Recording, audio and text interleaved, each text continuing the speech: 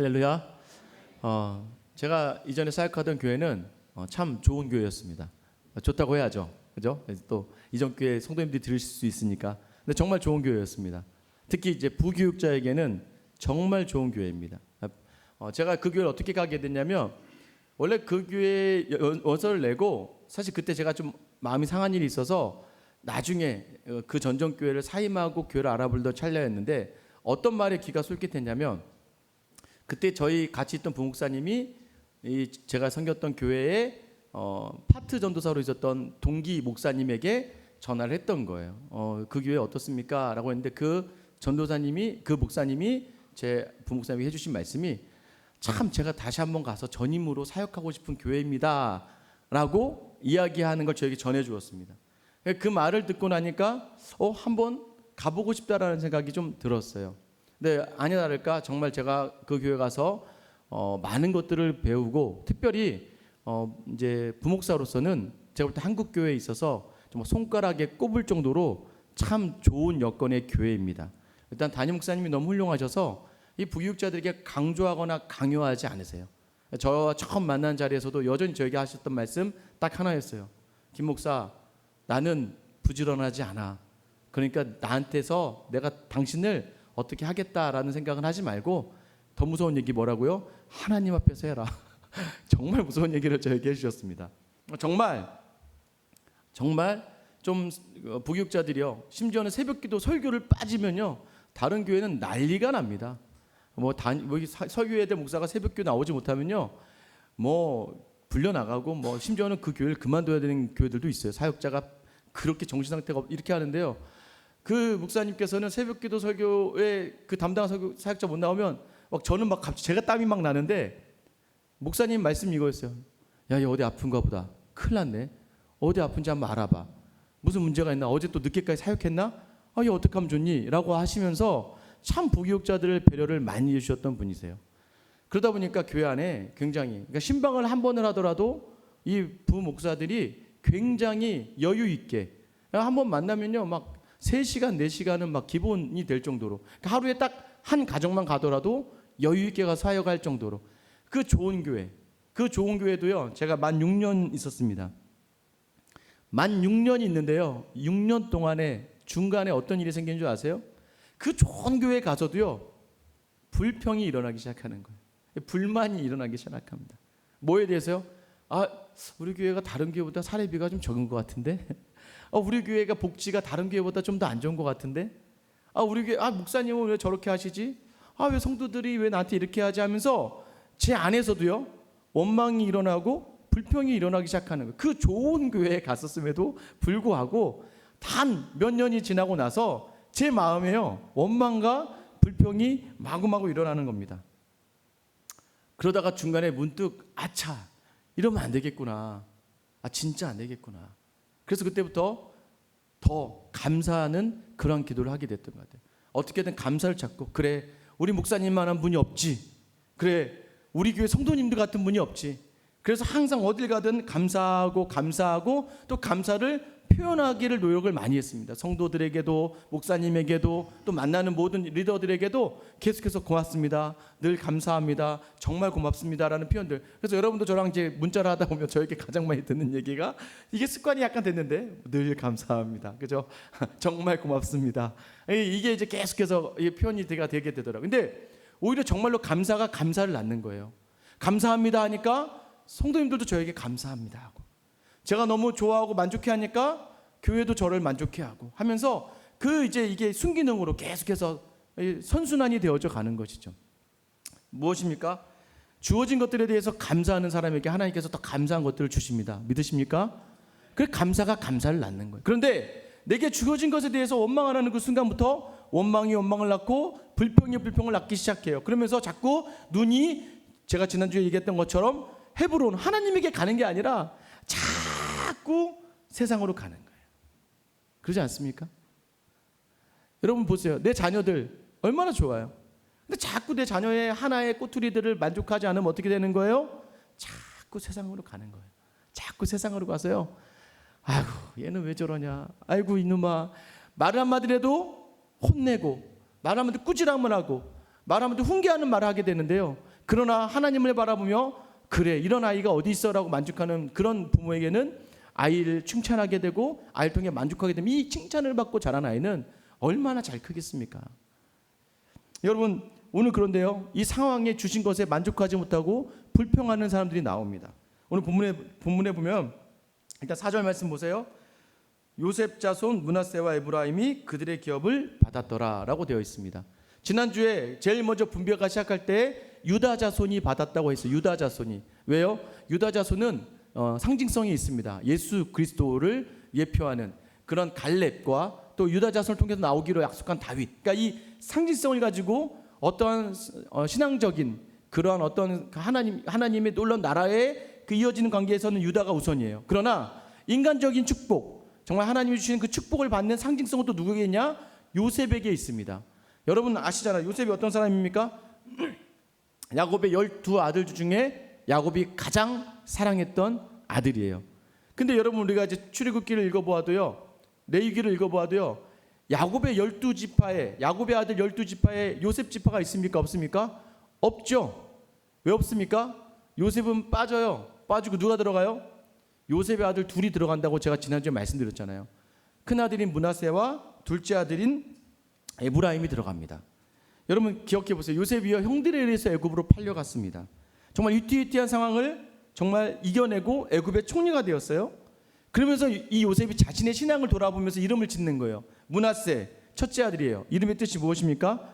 창세기 41장 51절에 보면, 자 같이 한번 읽어볼까요? 시작. 요셉이 그의 장남의 이름을 므낫세라 하였으니 하나님이 내게 내 모든 고난과 내 아버지의 온 집을 잊어버리게 하셨다 하미요. 잊어버릴 수가 있습니까? 어떻게? 형들이 나를 팔아먹었는데 어떻게 잊어버립니까? 어떻게 그 보디발의 아내를 잊어버릴 수가 있습니까? 나를 무고하게 나를 감옥으로 보낸 그 여인을 어떻게 잊어버릴 수가 있습니까? 우리가 인생을 살다 보면요, 잊지 못할 원수와 같은 사람과 상황이 있어요. 어떻게 잊겠습니까? 그러니까 그게 우리의 상처가 돼서요 계속 우리 안에 있는 거예요. 여러분 근데 그것을 잊게 하시는 게 누구라고요? 하나님이시다라는 거예요. 갚아주셨다는 의미예요. 여러분의 지금 헤쳐나오면서 가지고 있던 상황의 아픔과 상처와 억울함과 그 모든 어려움들을요 우리 하나님이 잊게 하시길 주님의 이름으로 축원합니다. 요셉이 하나님과 함께함으로 이겨낼 수 있었던 거예요. 둘째 아들 이름이 무엇이었습니까? 에브라임이에요. 에브라임의 이름은 뜻은 무엇일까요?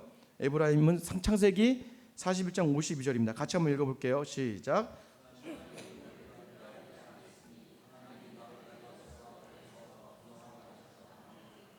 자, 이제는요 하나님께서요 잊어버리게 하시는 정도가 아니라 하나님이 나를 번성하게 하셨다. 내 수고를 기억하셨다는 거예요.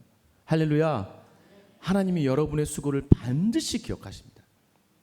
여러분이 주를 위하여 하나님을 붙듦으로 말미암아 감당했던 그 수고를 하나님은 반드시 기억하시며 그 수고에 대하여 번성케 하는 복을 주실 줄 믿습니다.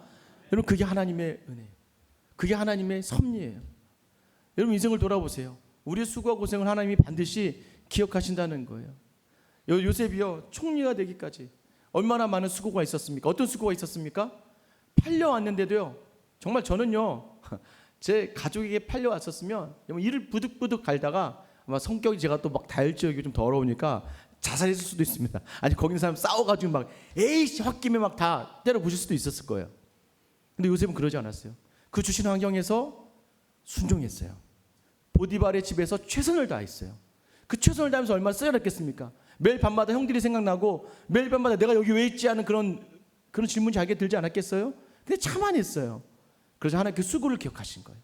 감옥으로요 보디발의 아내 그 무고에 의해서 감옥을 갔을 때도요 내가 이 감옥에 있어야 되는 거야 라고 했는데 그는 최선을 다해서 감옥에서 자기의 맡겨진 일을 순종했어요. 그래서 총무가 되었어요. 여러분 이런 수고를 하나님 때문에 그 억울한 상황과 아픈 상황을 감당하는 그 수고를 하나님이 잊어버리게 하신 데서 그치지 않고 그 수고의 값으로 반드시 번성하게 하셨다라는 거예요. 여러분 이 은혜가 이 축복이 여러분에게 있기를 축원합니다. 그래서요 요셉 혼자가 아니라요 요셉의 자녀 2명이 지파가 되는 거예요. 더블입니다. 2배예요. 다른 지파는 한 지파 도하기 급급한데 이 지파는요 그 12지파의 2개, 레위 지파가 제사장 지파로 빠지고 12지파 안에 요셉의 2지파가 들어가게 되는 거예요. 여러분, 이게 놀라운 요셉에게 주신 축복이에요. 그리고요, 이 창세기 48장에 가면 야곱이 축복을 합니다. 축복을 하는데 좀 특이해요. 므낫세가 첫째예요. 에브라임이 둘째예요. 그래서 이제 원래는 이렇게 므낫세랑 에브라임 딱 앞에 딱 세워놓습니다. 여기다 므낫세, 여기에다가 에브라임. 왜냐면 장자가 므낫세니까. 근데 야곱이 축복을 해야 되는데 이렇게 하지 않고 갑자기 야곱이 이렇게 축복을 하는 거예요. 순간 이제 이 요셉이 당황해서 아버님 그쪽이 아닙니다. 이렇게 놓으셔야 됩니다. 라고 해요. 왜냐면 얘가 첫째니까. 그런데 야곱이 이렇게 축복을 합니다. 야곱이 그런 인생을 살았잖아요. 형 에서의 축복을 빼앗아 살아서 그런지 몰라도 그게 차자의 어떤 그게 있는지 몰라도 에브라임에게 오른손으로 축복을 하면서 에브라임을 장자의 집안으로 만들어 놓았어요. 이걸 통해서 우리가 무엇을 알 수 있을까요? 여러분, 하나님의 법칙과 섭리는요, 세상의 법칙과 섭리대로 가지 않는다는 거예요. 우리는 그저 장자니까 당연한 거야 라고 할 수 있는 것이죠. 근데 그러지 않아요. 또 반대로 얘기해 보세요. 루벤 장자권을 잃어버려요. 시몬과 레위도 장자권을 잃어버립니다. 유다, 네 번째 유다에게 넘어가고 심지어는 이 세상의 물질의 축복은 요셉에게 넘어가는 거예요. 하나님의 섭리가 우리의 생각과 다른 거예요. 여러분, 그것은 다시 말해 무엇입니까? 우리는 당연한 세상의 논리가 우리 삶 가운데 이루어질 거라 생각하지만 하나님의 섭리는 완전 다르다는 거예요. 우리의 생각과는 완전 다르다는 걸 이야기하는 거예요. 그럼 반대로 그럼 어쩌라는 거야? 우리 인생이 정해졌다는 거야? 이렇게 포기하라는 거가 아니라 시몬과 레위만 봐도 알 수 있어요. 시몬과 레위가요, 이 야곱의 딸이 강간을 당한 사건이 일어나서 세겜에서 그 사건에 야곱이 화친을 맺고 결혼하기로 했는데, 그래서 이 할례를 받는 그 순간에 시몬과 레위가 들어가서 아버지에게 아버지 약속을 잊어버리고 그냥 무시하고 다 세겜의 사람 죽여버립니다. 그러면서 저주를 받아요. 자, 시몬과 레위가 저주를 받았어요. 근데 여러분 보세요. 저주로 끝나나요? 아니에요. 시몬은 끝까지 저주를 받습니다. 시딤에서 음행하는 사건을 벌이면서 끝까지 시몬 지파는 저주의 집안으로 가지만 레위 지파는요, 돌아오며 모세 아론과 같은 사람으로 세워져서 이 제사장 지파가 되어버리고 말죠. 그러니까 하나님은요, 항상 동일하게 기회를 주세요. 근데 그 기회 속에서 하나님을 붙드느냐 하나님을 붙들지 않느냐의 선택에 그 결정대로 열매를 맺어 주신다는 거예요.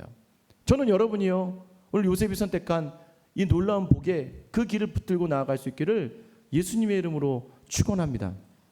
이 요셉이요, 창세기 49장 22절에 보면요, 이 야곱의 축복할 때 어떤 축복을 하냐면 요셉은 무성한 가지 곧 샘곁에 무성한 가지라 그 가지가 담을 넘었도다. 샘 옆에 있는 가지니까요, 샘에서 쭉쭉쭉쭉 불어오는 거예요. 그냥 막 뭐든 그냥 끌어올려서 담을 넘겨버리는 거. 이 담을 넘긴다, 이 의미가 저희 교회가 얘기하는 세상을 담는 거예요.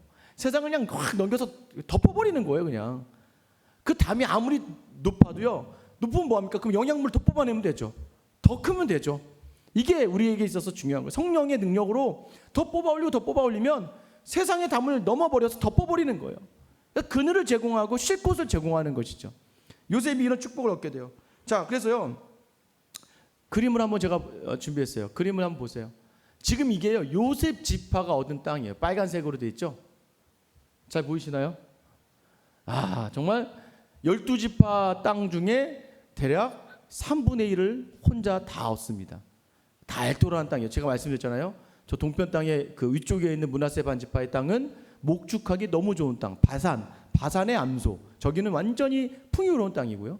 또 이 가나안 땅이 중간 지역, 완전히 좋은 중간 지역, 예루살렘이 있는 그 중간 지역으로 해서 에브라임과 므낫세 지파가 이렇게 받게 됩니다. 12지파의 땅을 분배해서 봐도요, 어쨌든 제일 많이 받는 그 지파는 개인적으로 봤을 때 유다 지파가 제일 많지만 사실은 족속으로 따져 요셉 지파가 제일 큰 땅을 얻게 되는 복을 누리게 되는 것이죠. 이렇게까지 얻었어요. 그런데 문제는 뭐예요? 여러분, 이제 이들이 이 땅을 얻고 나서 이제 오늘 본문에 보면 이제 나오는 것이죠. 근데 그 전에 어떤 일이 있는 줄 아세요? 좋을 것 같이 끝날 것 같았는데 좋지 않게 끝나야 될 징조가 보입니다. 여호수아서 16장 10절인데요. 이제 에브라임 지파에 대한 이야기가 나오는데요. 그들이 게셀에 거주하는 가나안 족속을 쫓아내지 아니하였으므로 가나안 족속이 오늘까지 에브라임 가운데 거주하며 노역하는 종이 되니라. 자, 17장 12절 13절인데요. 그러나 므낫세 자손이 그 성읍들의 주민을 쫓아내지 못하며 가나안 족속이 결심하고 그 땅에 거주하였더니 이스라엘 자손이 강성한 후에야 가나안 족속에게 노역을 시켰고 다 쫓아내지 아니하였더라. 땅 주고 분배는요 거기 가서 얻어내는 거였어요. 그런데요 이들이 쫓아내지 않아요. 왜 그래요? 노역시켜 먹으려고. 나중에는 결국에는 나 편하려고 그 하나님이 진멸하라는 그 말씀을 놓아버린 거예요.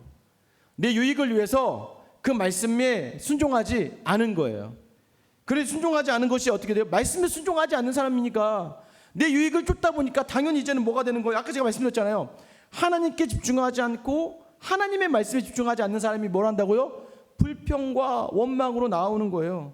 오늘 17장 14절 말씀 같이 한번 읽어보겠습니다.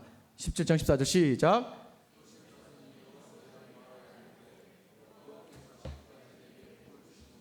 내가 큰 민족이 되었거늘 당신이 나의 기업을 위하여 한 제비 한 분깃술만 내게 주심이 어찌함이니까 하니. 아까 우리 지도 다 봤죠. 이런 얘기 할 수 있을까요? 어떻게 가장 좋은 땅 받아놓고서는 가장 넓은 땅 받았는데도 불구하고요 만족스럽지가 않은 거예요. 12지파로 따지면 요셉의 가문 하나가 3분의 1을 받았어요. 그런데도 불구하고 어떻게 우리한테 이것밖에 안 주냐 하면서 여호수아에게 나왔습니다. 아 우리 큰 민족 아니냐. 우리 큰 민족인 여러분 이 큰 민족 누가 이루게 한 거예요? 요셉이 이루게 한 거예요. 그 복을 받은 민족인데 나와서 자기들에게 주어진 땅을 보고 감사하기커녕 더 달라고 하는 거예요. 우리가 이런 말 있잖아요. 있는 사람이 더 한다고. 여러분 근데 그건 또 어느 정도 일리가 있죠. 왜냐하면 있어 보니까 더 있어야 된다는 생각을 가지게 되는 것이죠. 그것은 직접적으로 얘기하면 하나님이 주신 것에 대해 만족하지 않는, 말씀에 순종하지 않았을 때 일어나는 일입니다. 자, 여호수아도 부담되지 않았을까요? 가장 큰 족속이 자기에게 나와서 그리고 또 자기한테 와서 이 땅을 너무 좁다라고 얘기하는 거예요. 근데 더 이상 줄 데가 없잖아요.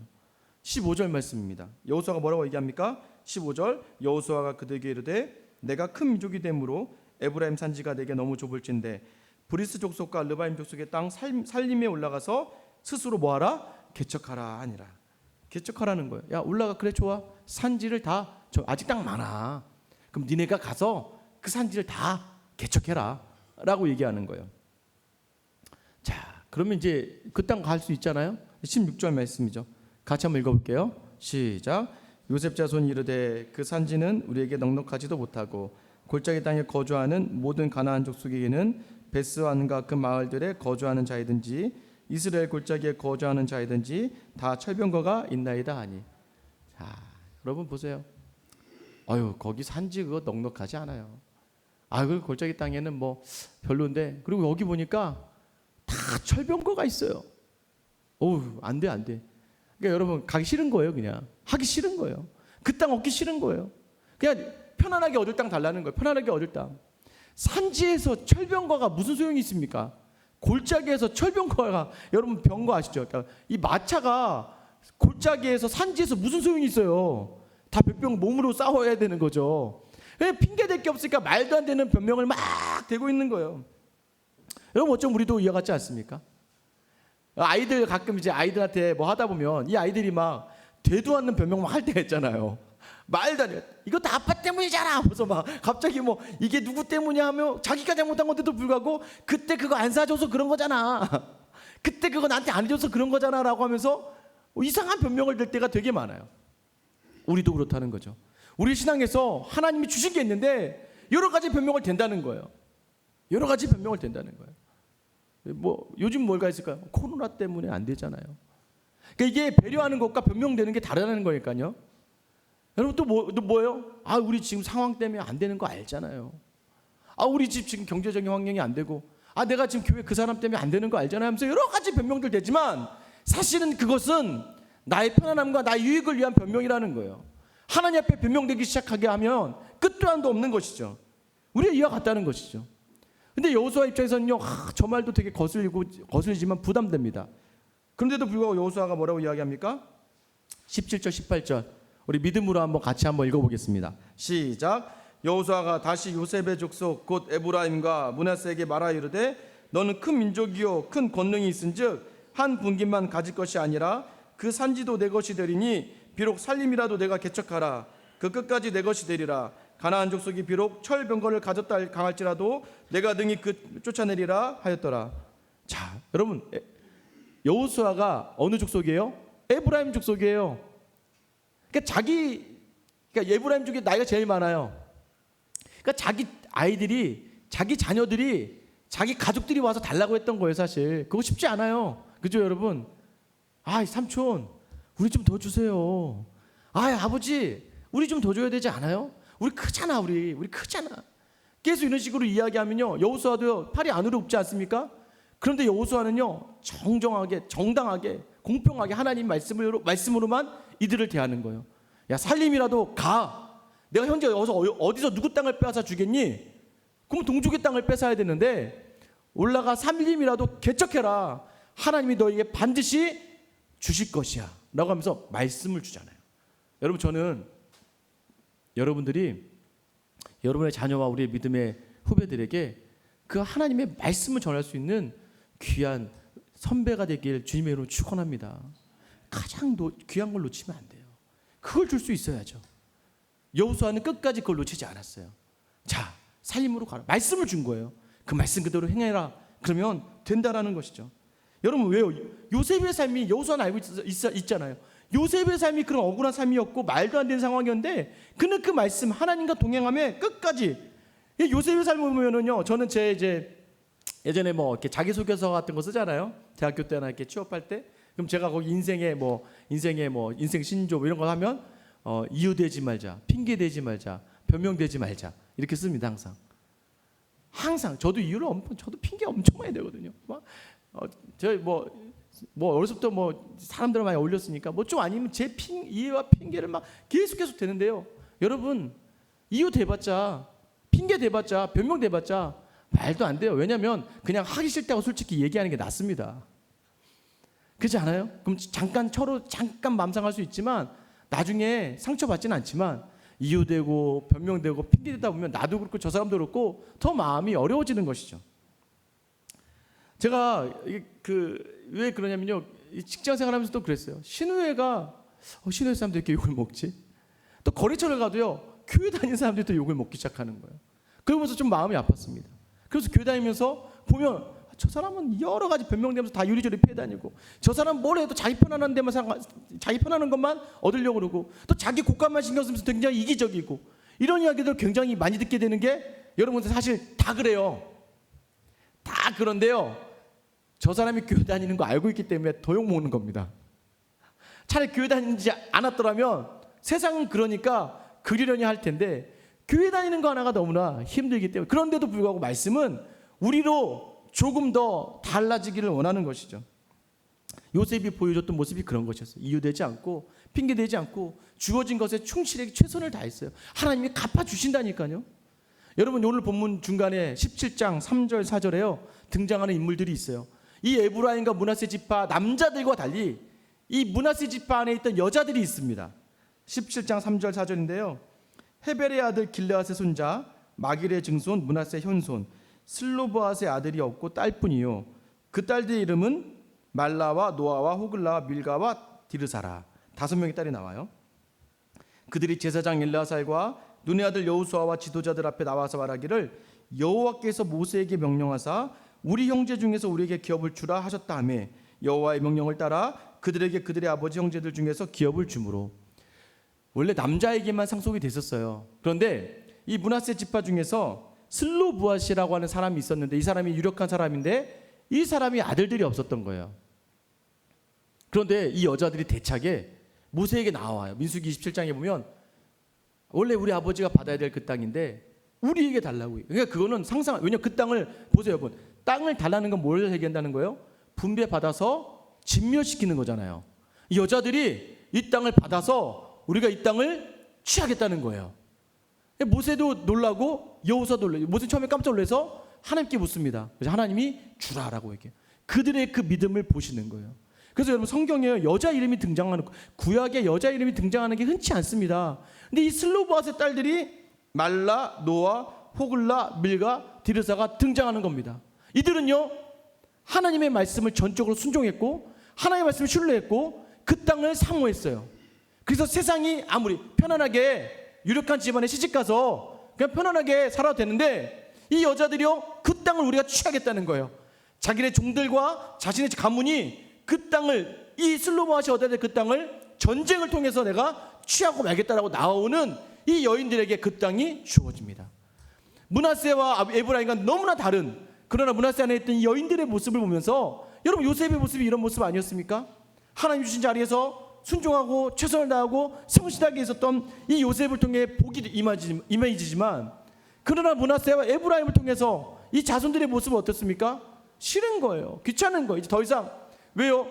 말씀으로부터 조금씩 떠나왔기 때문입니다. 여인들을 보면서 뭘 느낍니까?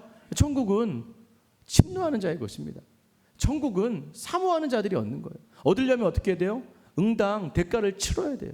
근데 우리는 그 대가를 치르지 않으려고 하기 때문입니다. 이제 어제 제가 이제 한 달 후에 이제 유임식 있잖아요. 그래서 이제 유임식과 우리 임직 감사 예배가 있어서 어제 이제 노회 안에 이제 교회를 좀 갔어요. 이제 정탐을 간 겁니다. 어떻게 하는지 봐야 되니까, 뭐 전혀 알지 못하니까.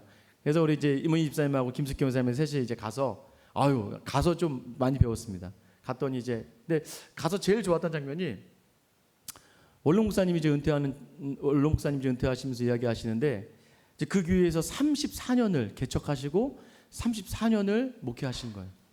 처음 목회할 때가 신학대학원 1학년 전도사 때, 그때 아내랑 협의해서 우리 개척하자라고 하고 독산동으로 가셨는데, 그때 수중에 있는 돈을 다 모았는데 그게 한 80년대 후반인데 돈에 딱 24만 원 있었대요. 24만 원 가지고 우리가 개척을 할까 해서 친구한테 6만 원 빌리고 30만 원.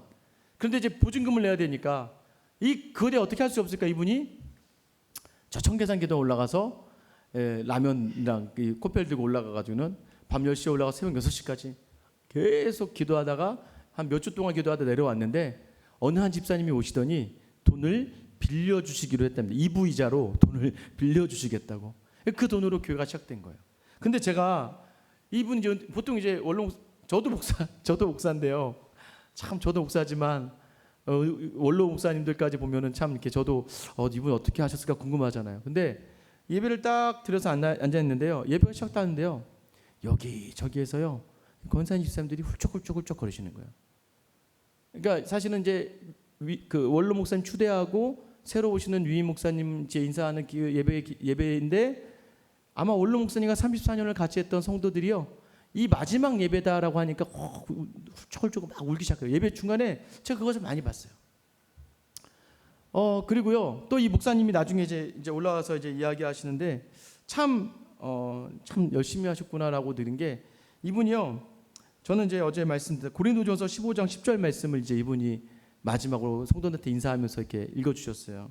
제가 읽어드릴게요. 그러나 내가 나된 것은 하나님의 은혜로 된 것이니 내게 주신 그 은혜가 헛되지 아니하며 내가 한 것이 아니요 오직 나와 함께 하신 하나님의 은혜로라.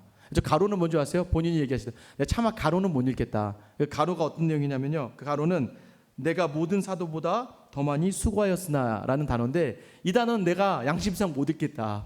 내가 모든 사도보다 열심히 수고하다고 자신 있게 얘기하지 못해서, 저는 그 말씀 자체도 은혜로웠습니다.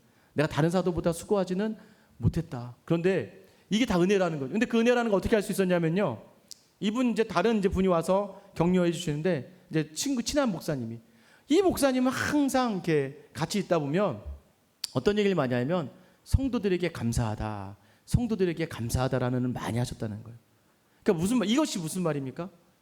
개척하면서부터 그 자리에 주어진 함께했던 성도들에게 항상 감사했다는 걸 얘기해야 되나요? 항상 감사했다, 항상 감사하다, 항상 고맙다고. 그 자리에서도요 계속 고마웠다고 얘기하시네요. 정말 교회를 사랑하는 그 마음을 제가 느꼈습니다. 개척하고 교회 섬기는 마음 느껴요. 근데 마지막에 이분이 울지 않으려고 작정했다고 하다가 마지막에 딱 한 번 눈물을 흘릴 때가 언제냐면, 자녀들한테 미안하다고, 두 아들들에게 미안하다고. 개척하면서 아들들을 챙기지 못한 게 너무나 미안하다고 하면서 잠시 그때 울먹이셨어요.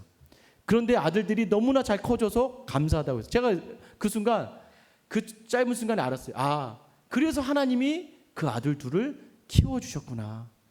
그 둘이 잘 성장하고, 그러니까 이 목사님 표현으로는 스스로 잘 자랐고 스스로 잘 커져서 너무 감사하다고 했는데, 저는 확신하는 바가 뭐냐면 그 아들들을 하나님께서 키워주신 거예요. 저도 이제 목회를 하잖아요. 저희 아내랑, 저희 집은 이제 아이가 넷이 있으니까 또 아내도 직장 생활을 하잖아요. 근데 이제 지나와 보면요, 생각해보면 저희 아이들이 단 한 번도 병원에 입원해서 오래 있었던 적이 없는 거예요. 딱 한 번 제가 이제 저희 셋째 아이한테 이렇게 제가 사스를 이렇게 독감 옮겼죠. 막 뽀뽀 막 하느라고 독감에 걸려서 돌도 안 된 아이가 병원에 그때 어쩔 수 없이 약을 못 먹으니까 입원 안주한 적이 있는데요. 제가 한 거 말고는 제가 생각나서 한 거 외에는 저희 아이들이 병원에 오랫동안 입원하거나 병원에 가서 오랫동안 있었던 감기약은 많이 먹었지만 돌아보니까 아이들이 어제도 이렇게 문득 거실에 앉아서 이렇게 보다가 그래도 애들이 건강하게 튼튼하게 참 잘 자란 거 너무나 감사하더라고요. 돌아보니까 저도 그렇고 아내도 그렇고 일일이 다 챙길 수는 없지만 하나님께서 여태까지 채워주셨구나, 인도하셨구나, 이 생각이 들어요. 그 목사님 얘기를 들으면서 저도 그 순간에 그 이야기들이 생각났습니다. 그리고요, 이 목사님이 얼마나 이제 잘 세운 이제 마지막에 이제 수백 명의 공동체가 되었습니다. 마지막까지 하나님의 은혜다라고 이야기하시면서요, 마지막 뭐라면 저 6월 달까지만 나고 이 교회에 안 나옵니다라고 하시는 거예요. 아, 되게 멋졌습니다. 저도 꼭 그렇게 얘기할 수 있으면 좋겠어요. 왜냐면 후임 목사에게 부담이 될까봐 저는 이제 이 교회에 나오지 않습니다 라고 하고, 여러분 확실히 기억하라고, 난 이번 달까지만 하고 이 교회 나오지 않을 겁니다. 저는 이제 어려운 교회 다시 섬기러 갈 겁니다 라고 하시더라고요. 야, 그래서 제가 참 그 짧은 순간에 야, 너무 잘 왔다. 저도 이제 앞으로 이임을 준비하고 교회를 지금 섬기는 입장에 있는데 참 잘 왔다. 여러분 무엇이에요? 여러분 우리가요 너무 익숙해짐에 있어서 불평이 일어난다는 거예요. 처음에 집을 늘려서 이사를 하면 너무 좋아요. 차를 새로 사면 너무 좋아요. 그런데 어떻습니까? 몇 달, 몇 년이 지나면 이 집에 대한 불평이 생기고 이 차에 대한 원망이 생겨요. 이거 누가 주셨다고 처음에 감사했습니까? 여러분 이사하시고 다 이사 신방 받으셨잖아요. 이사하고 나서는 다 그냥 하나님께 예배드리면서 이 집을 하나님 주신 거예요 라고 해놓고서는 몇 달 지나면 이 집 거 이것도 싫고 저것도 싫고 여기 아파트는 경비가 싫고 저 빌라는 옆에 있는 사람들 시끄러워 싫고 다 싫어주겠다 하면서 원망과 불평이 막 가득하지 않습니까? 감사는 어디서 사러, 차도 처음 마찬가지. 차도 사고 나면 처음에 줬다가 나중에 이 차를 바꿔야 돼, 빨리 바꿔야 돼, 뭐가 싫고 하면서 자꾸 불평과 원망이 일어나게 되는 거예요. 여러분 은혜는요 기억하는 겁니다. 처음에 줬던 것들을 기억하는 거예요. 그리고 나아가는 거예요. 여러분 저 믿으세요? 여러분 저 믿지 마세요. 우리 잠깐 6개월이니까 좋은 겁니다 지금. 여러분 제가 6개월이 6년이 돼 보세요. 저 여러분 되게 좋거든요. 근데 전 여러분 좋아하겠지만 여러분 믿진 않을 겁니다. 왜냐하면 사람이요 변화해요. 그래서 어떻게 해야지만 우리가 서로 간에 이 좋은 관계를 유지할 수 있습니까? 서로가 서로를 믿고 서로 신뢰하지 마세요. 언제든지 저도 그렇고 여러분도 저를 그렇고 우리 서로 뒤통수 때릴 수 있는 그러한 연약한 인간입니다. 그런데 어떻게 해야 돼요? 뭘 바라봐 주셔야 돼요? 하나님만 바라보고 있는가? 하나님을 바라보면요 우리의 관계는, 여러분과 저의 관계는 결코 쇠하여지지 않는 거예요. 제가 여기서 결단하는 거예요. 제가 하나님만 바라보기로 작정하는 거. 왜? 지금 저도 너무 좋거든요. 여러분 한 분 한 분 볼 때마다 너무 감사하거든요. 힘들고 어려운 시간들, 작년에 그 시간들을 이겨내고 감당해내면서 이 자리 버텨주신 거잖아요. 주중에요 이걸 또 이제 성도님과 이야기할 때 그러더라고요. 교회를 이렇게 3년 동안 섬기면서 매주마다 그만두고 싶은데가 계속 되었는데 참 여기까지 이렇게 오게 되었다는 말 들으면서 참 귀하다. 그래서 제가 편하게 말씀드렸어요. 그냥 편안하게 여태까지 섬긴 게 감사하니까 언제든 그 자리를 내려놔도 괜찮다. 그 섬김에 감사한다. 여러분 어디에 집중 맞춰야 돼요? 야, 너 그렇게 섬기다가 안 하면 너 저주받아. 이렇게 앞으로의 것에 도와주지 않을 거에 대해서 관심을 가지면 이제 불평과 원망이 일어나지만 지금까지 행했던 그 열심과 섬김에 감사하기 시작하면 그 뒤에 무슨 일이 있어도 감사하는 거예요. 여러분 어떻습니까? 제가 여러분 이 교회 오면서 작정했던 게 있다고 그랬잖아요. 저는 교회에 대해서 불평하지 않기로 작정했다고 여러분 말씀드렸죠.